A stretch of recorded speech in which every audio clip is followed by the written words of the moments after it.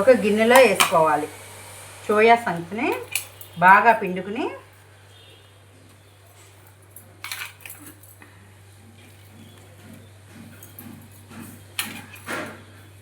Salt వేసుకుని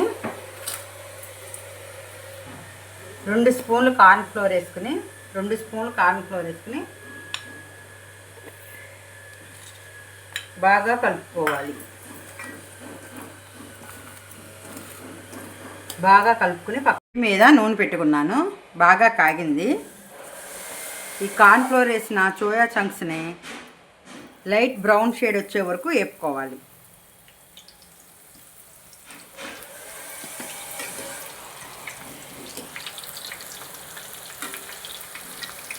అలా వేస్తాను అనుకోండి.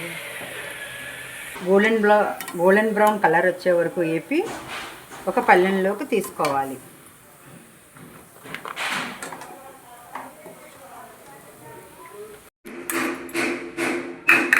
నూనె కాగినాక అల్లం ముక్కలు, కొంచెం అల్లం ముక్కలు,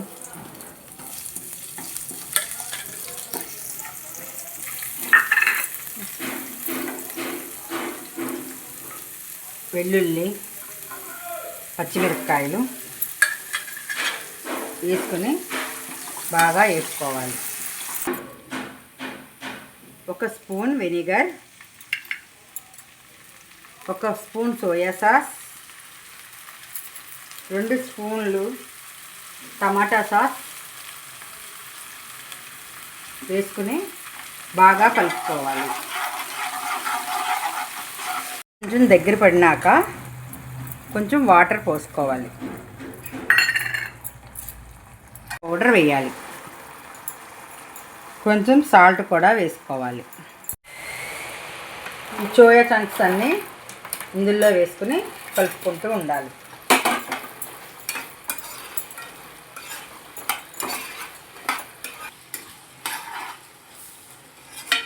బాగా దగ్గర పడినాక కొత్తిమీర వేసుకుని దించేసుకోవాలి.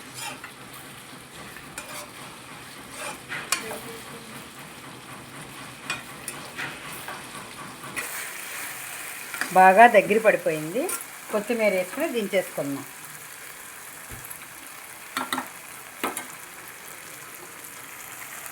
రెడీ.